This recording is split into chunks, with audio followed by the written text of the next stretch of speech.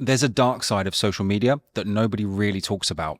And once you understand it, creating content becomes dramatically easier. You stop guessing what to post, you create content way faster, and social media finally starts to make sense for you and your business. Now, in this video, I'm going to tell you the one thing that almost every single successful creator does right now, but very few people are willing to say it out loud. It's the reason that most people struggle for months or even years, and it's also the reason content creation becomes effortless once you see it for yourself. Now, you might not like hearing it, but if you understand this properly, it will completely change how you approach social media. When most people think about social media, they think the hardest part is actually getting in front of the camera, or indeed having confidence once they are on camera, or the editing that comes afterwards. But in reality, the thing that stops most people is way more simple than that. It's just having ideas. They sit there thinking, what the heck am I going to be posting next? Is it even going to be good enough? Is anyone even going to care?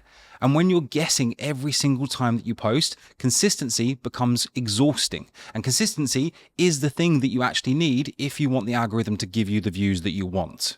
Now, to understand what's really going on here, it helps to step outside of social media for a second.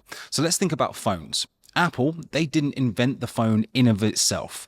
Before the iPhone, we had Nokia, we had BlackBerry. All Apple did was look at what already existed, take the parts that were working, improve the experience for the end user, change the presentation, the software, the visuals, and make it their own. Same category, same core function, completely different execution. And we all know how that story turned out and continues to turn out. And you see the exact same thing with movies. Almost every successful movie follows a familiar structure. You're introduced to characters at the start, they have a problem, you go on a journey with them while they try and solve that problem, and at the end, in most cases, the problem gets solved. Happily ever after. The subject matter does change, yeah, the characters change, the setting changes, but the structure stays the same. Why?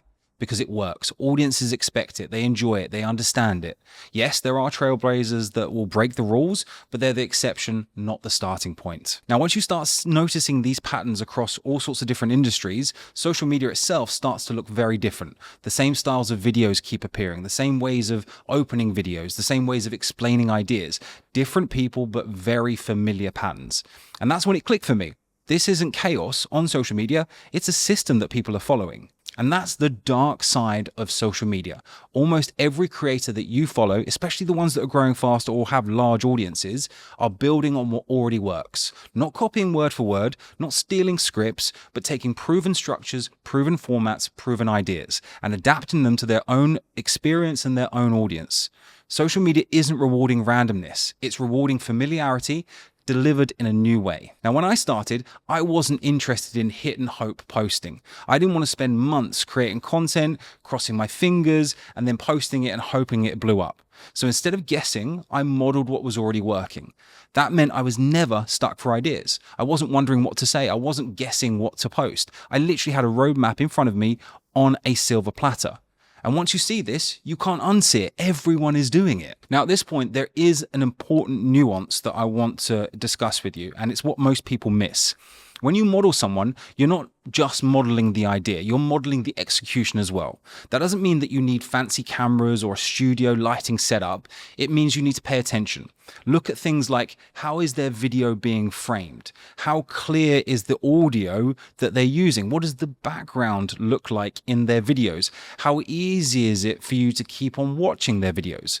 Because when a video performs well, it's rarely just the topic. It's the combination of the idea and the delivery. So if you're modeling someone who's doing well, don't just ask, what are they saying in their video? Also ask, how are they saying it? What are they doing in their background? How are they framing themselves? This is why I always talk about improving 1% at a time. So when I first started, I was using the inbuilt microphone in the iPhone. It did the job at the beginning, but as I was posting more and more, I realized something very simple. The audio could be way better. So I invested in a small external microphone that I could hold in my hand that plugged into the iPhone.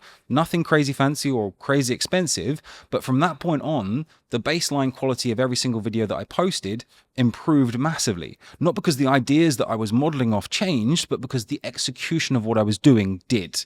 This is how you compound over time. Now, there still isn't a magic button. You still have to put the reps in. You still have to post consistently. You still have to be improving 1% every day. You can't just blindly model successful creators and their content and expect unbelievable results. But there's a huge difference between putting effort into content that you're hoping might work versus putting effort into content that's based on something already proven. You're never guaranteed results, but your probability goes up massively. Now, some people hear me saying this and they'll go in the comment section down below, where's the originality? You're just copying people. And that's not what this is. If you copy someone word for word, yeah, you're going to get called out very quickly.